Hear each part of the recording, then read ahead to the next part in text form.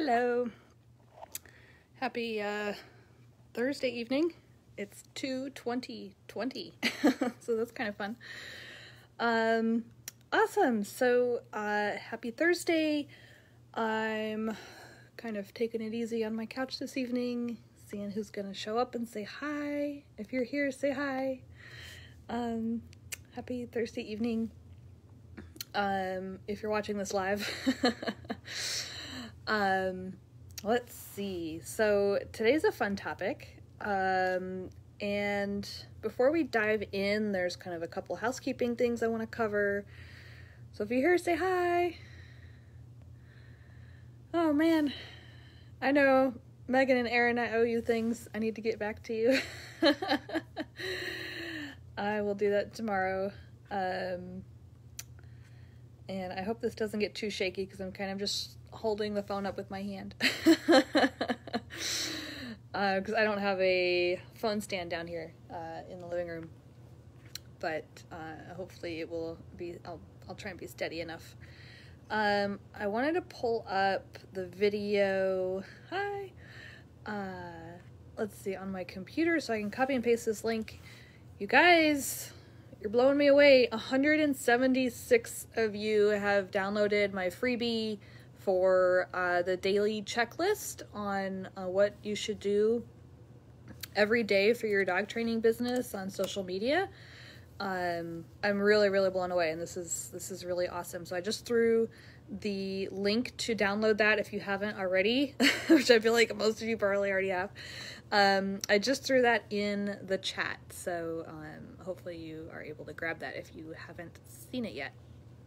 It's basically just a list of like 10 or so things that you should do every day to kind of promote your dog training business online, on social media, just free things that you should do just to cover the bases. And I had somebody mention that it seemed like a lot of stuff to do within 30 or 45 minutes. And that is really, first of all, the more you do it, the more, like, the easier it's going to be, the quicker you're going to be at it. So you just have to start somewhere. But definitely set a timer for yourself. Don't get lost in, you know, the layers and layers of Facebook.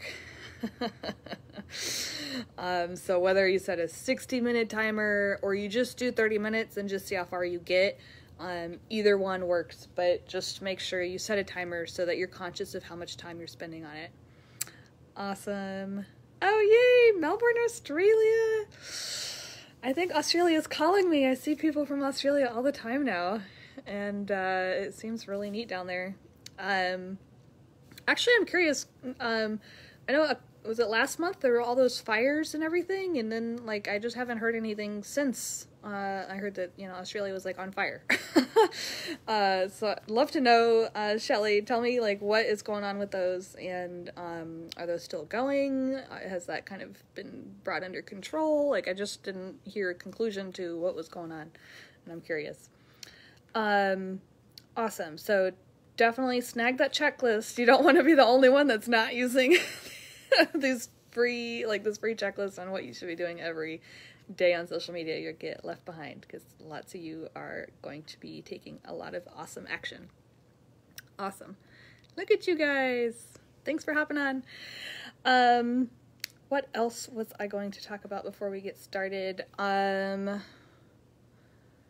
Oh, I just want to say, like, this group has been, like, super amazing lately. I've seen, like, so many new posts, people, like, really sharing advice, asking questions, all of that awesome stuff. And, like, I don't know of another dog training group that is this helpful and professional and straightforward, and you know what I mean. I know it's tricky to run a good Facebook group on Facebook with, you know, dog trainers, given all of the hot topics. So I appreciate all of you really staying professional and being helpful and supportive of one another.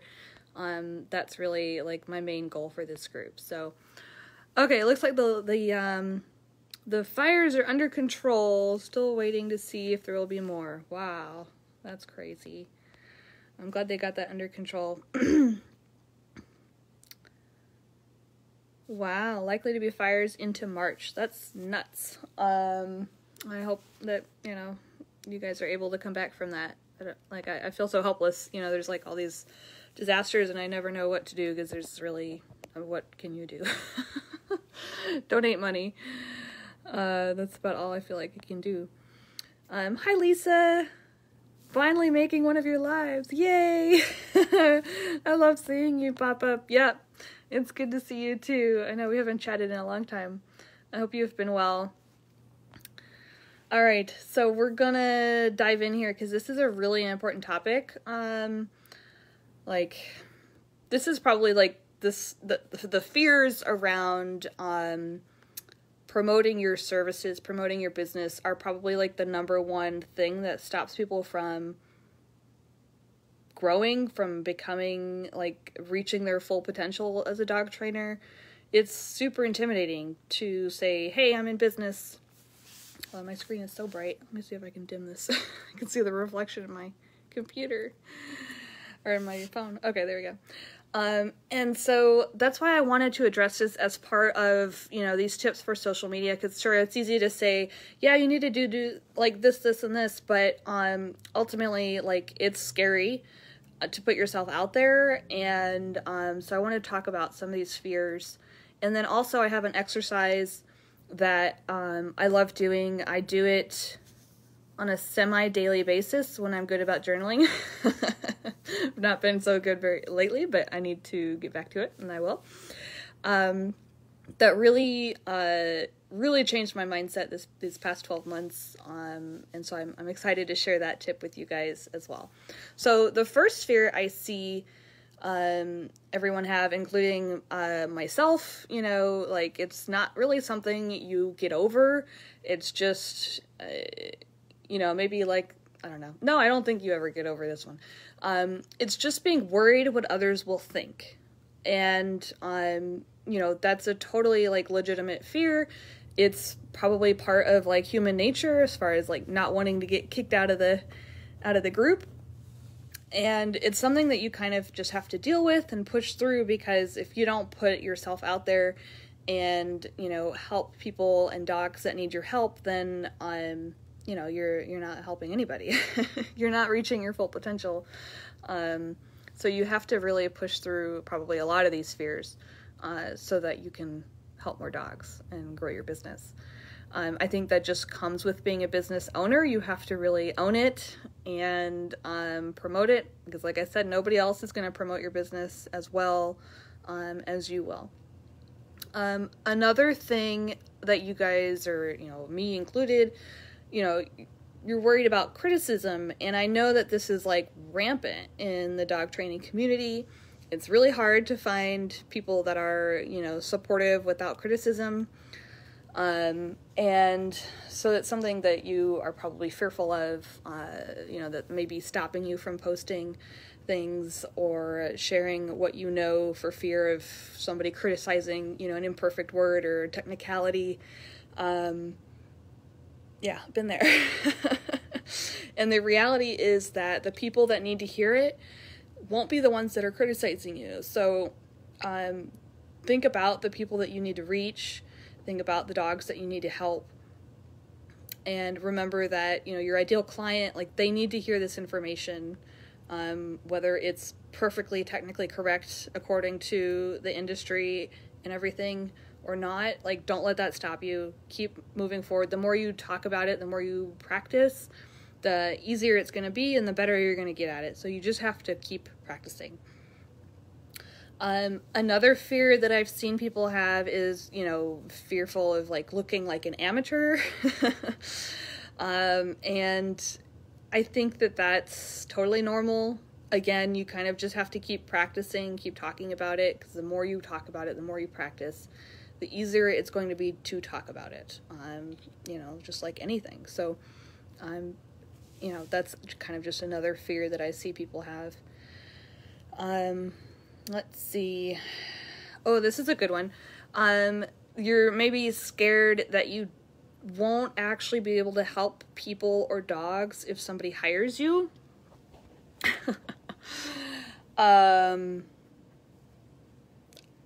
I don't know how to say this other than that's like wrong.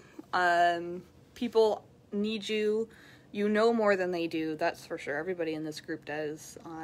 And like, they need you. So you can't just like not put yourself out there because you feel like you're not going to do the most perfect job. You know, I feel like that kind of comes down to perfectionism, which turns into procrastination, which turns into inaction. And that's really the only way to fail, is to not take action. So, you know, ultimately, like, the people that are going to hire you, that are going to be attracted to your material, are actually going to find you helpful. Like, you will be super surprised at how simple the information needs to be to help people. Like, you just need to know just a little bit more than they do, and you're going to be able to help them. Struggle with perfectionism too hard, or so hard. Yep. I feel like, is it this rampant in other industries? I feel like dog trainers are like ultimate like perfectionists. That's like my only frame of reference is like, you know, are there other industries that are this obsessed with perfectionism? And I know it stems from a place of good. We want to do, you know, the absolutely best job for these dogs, for these people. And so it comes from like a good place. But ultimately, if you're too scared to even put yourself out there at all for fear of not doing the most perfect job, then you're not helping anybody at all, instead of helping somebody a little bit, right? So a little bit of help can go a long way. Awesome. Thanks, guys, for hopping on. So that's kind of what I wanted to say about that is, you know, you can't let that stop you, because you will absolutely be able to help people, because you all know a little bit more than they do. At least a little bit more. Probably a lot more than you think, honestly. Another fear that I've seen people have is you don't want to look like a spammer. So you don't want to be like overly promotional with your material and like, you know, make people like not want to pay attention or block you or unfriend you or get kicked out of groups. And I mean, this is totally normal, but fortunately, like, there are, you know, templates that you can use and conversational approaches, to promote your services, rather than just being like a spammer and just like promoting discounts or like all of that stuff all the time. Like, there's a better way to do it, where you don't come off and look like a spammer. And then, oh, here's a good one. This is more along the lines of like a limiting belief that you might have, is that making money from dog training is bad. So it might not be something that you like consciously think about, but certainly like starting out, you know, obviously you see like lots of dogs in rescue that need help and all of that. And that kind of like makes you feel guilty for wanting to charge more than you maybe currently are. When in reality, earning more as a dog trainer is going to further enable you to take action, and support rescues. And, you know, once your basic necessities are met, once you're able to have a savings account, I don't know, a retirement account, and have those basic necessities taken care of, by charging more and running like a legitimate business, you're then able to turn around and volunteer your time and volunteer, you know, donate money and all kinds of good stuff, right? When your bases are taken care of. Lisa says, I crossed over in 2013 and I still feel like a newbie, but I've just realized that it's almost 7 years since I did. No, you are not a newbie, Lisa. lack confidence in my issue. Yes. Yeah. You know tons more than the average dog owner that needs your help. So absolutely. And you're able, like me, to kind of relate to where they're coming from because of our varied backgrounds. Awesome. Thanks for sharing that. I know you're not the only one. So, anyways, so making money is bad. Maybe, you know, that's something that you're kind of thinking subconsciously. Maybe you don't even like think about it like outwardly, but it's probably, yeah, I mean, that's probably something like I struggled with getting started too. Like, you see all these dogs in shelters and rescue, and you just want to help everybody, but if you can't even pay rent, or you can't pay for your own health insurance, like, you're not helping anybody by putting yourself in that situation. So keep that in mind. Also, burning out because you don't have enough money and you're just like stretched way too thin trying to meet everybody's needs, and having to drop out because of burnout, that's not helping anybody in the long run either.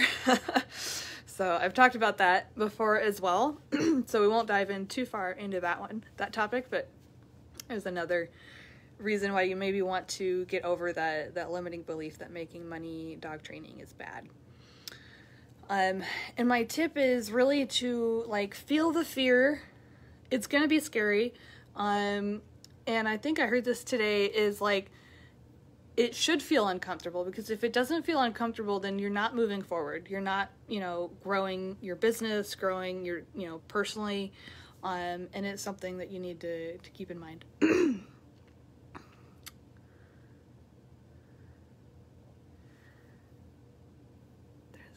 issue. Some clients have been somewhere before and paid a lot, or bad teaching. You want to help, but you've also got to earn money. Absolutely. And that's why I love social media so much, is because, sorry if I'm too shaky, people are able to get to know you. You build up a reputation before you even talk to them on the phone, right? So they know you, they know your expertise, they know you're trustworthy, and so you're able to build up that credibility with them organically before you even talk to them one-on-one, before you even talk to them on the phone and try to sell them a program or a package. And so that's definitely something to consider, is using social media to kind of help people get to know you and trust you before you even talk to them. And so that they're really eager to work with you by the time you talk to them. So anyways, if you're not feeling uncomfortable, it means you're not doing big enough moves in your business to see growth, financially, but also personal growth, professional growth, all that fun stuff. So keep that in mind. Just, you realize that you're going to be fearful sometimes. Some things are going to be scary. I do things that are scary several times a week. And you just have to keep pushing through it and know that, you're not going to die doing it. I'm not asking you to jump off a cliff. I'm just telling you that, it is going to be scary. You'll survive. It'll become the new norm, and then you'll try even scarier, bigger things, right? So you just have to kind of feel that fear and do it anyways. Okay, so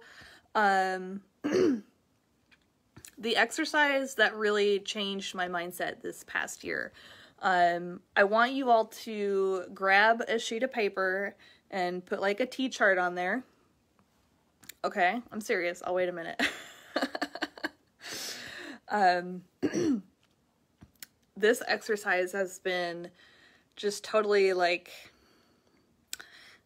I don't know if I want to say life-changing, but maybe it has been on some level. It's helped me kind of regain control of the thoughts that I'm thinking, and I'm able to kind of help me relax a little bit more when I'm doing these big moves.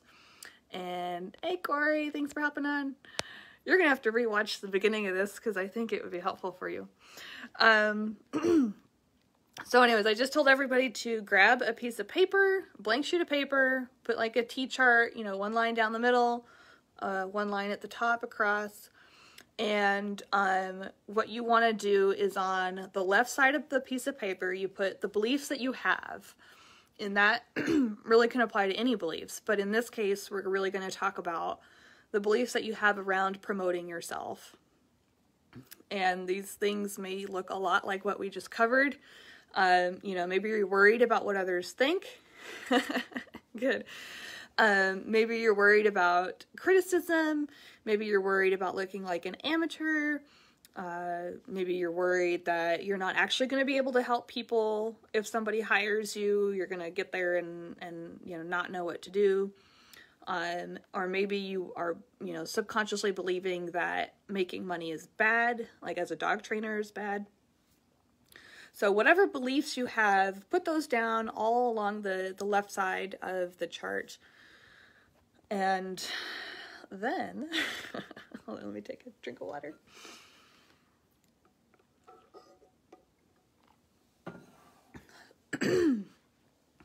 And like I said, you can do this kind of teacher exercise with anything in your life, personally, professionally. So keep that in mind. We're keeping it along the terms of, you know, social media marketing right now, and like tackling fears over like self-promotion. But you can absolutely do this with any other types of beliefs that you maybe hold and want to get over. So on the other side, on the right side of the T-chart, you're going to put the beliefs that you want to have instead. So these are probably totally opposite of the ones that you put down on the left. So let's say, you know, I'm scared of what others will think, and the belief that you maybe want to have instead could be, you know, maybe, you know, I don't care what others think. I can take action no matter what others think. I can help people no matter what other trainers think. I can help owners. Let's see, if you want to do, instead of, you know, I will look like a spammer, you could put, I will be putting my services out in front of people that need them and want them. People want to pay me for my expertise. People want to pay money to have help with their dogs. And I have the expertise to help them. I will figure it out. Right? So there's all things you could kind of put on the right side as like this exercise much better. I bet you do. This you can do. I know, but then you actually have to take action and do those scary things.